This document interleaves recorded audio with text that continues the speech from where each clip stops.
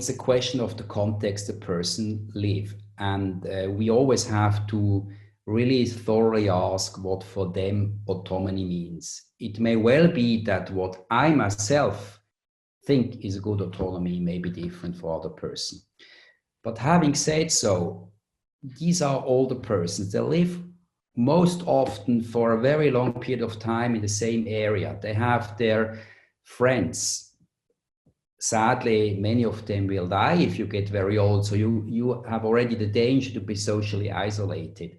But to be embedded, and this embedded means that you can do your daily work, meaning going out, going shopping.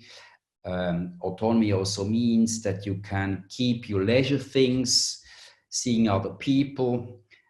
And surely also autonomy means also from a perspective for your body itself, that you can deal with the activities of daily living, the ADLs, that you can wash yourself, that you can eat yourself, that you can make the transfer from the bed to the toilet and so on. So it's this whole spectrum. It may be quite different between different people, but they will be able to tell you that. So one of the first questions I, for example, usually ask when I see a multimorbid patient, I'm working in the acute care setting, I see what bothers you the most. And they will, even if they are cognitive decline a little bit, very well tell you this and this and this and that. And it always has to do with autonomy. So ask the people what their autonomy means, and that will be also the measure what you like to treat when you are going to try to help with your multidisciplinary team to these people.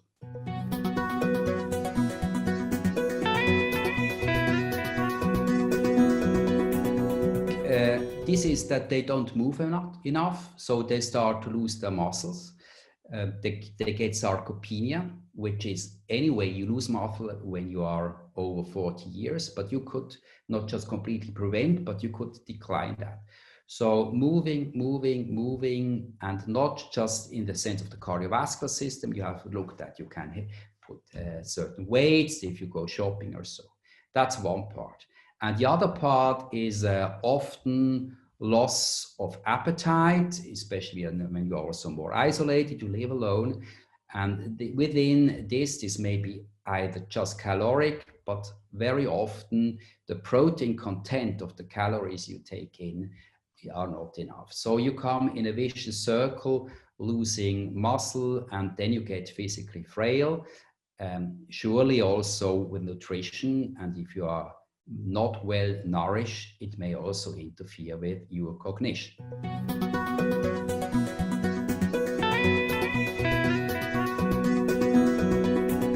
This is multifaceted, like so often in a syndrome as we see it in older person. So besides physical activity, nutrition, what I just said, there may be disturbances within the hypothalamic pituitary adrenal axis, so endocrine problems.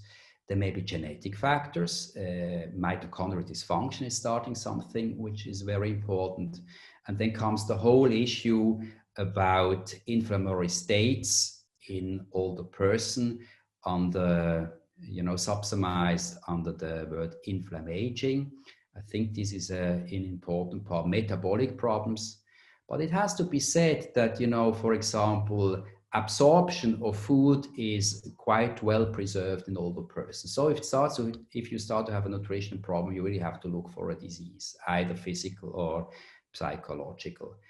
And as I now concentrated much on physical activity and nutrition, the good part there is that there are treatments for it, so you can interfere.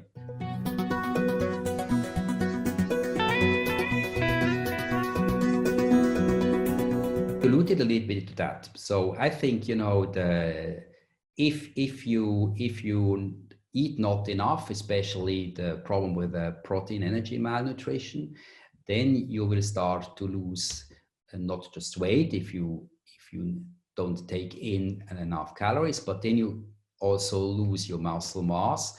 And I think that's the spiral it goes down with functionality. So we say that even if you're an older adult, you probably don't need so much more protein if you are completely healthy, but these are not the problem we see with frailty. So we say that you have to upscale your protein intake, at least 1 gram per kilogram body weight per day, but it maybe go up to 1.2, or if you are, for example, in a catabolic state, even go more up. And there is the problem that you have to really look how you bring this in.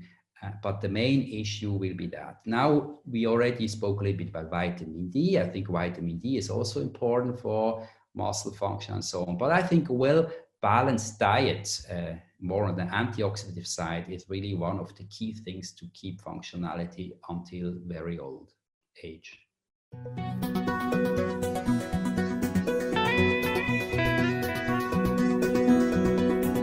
I mean, I spoke what you can do. The strategies, I understand this question more, how we can motivate people to do this. And as I said, one of the hallmarks for longevity is to be socially involved. So look that people go out, that they move together. Dancing, for example, would be very good.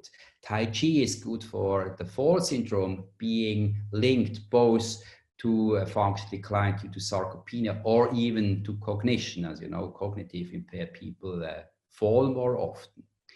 Then let's go out to play with other people, to cook together. So try to really involve them in society, because even if we have good treatment option, as I said, the problem is how to motivate people. And it's sad to say so, but usually ladies are easier to motivate than older men. So it's really a challenge for both, for the family, for the GP, for all us in society, to get the older persons involved, which then may lead to a better physical activity and nutritional intake.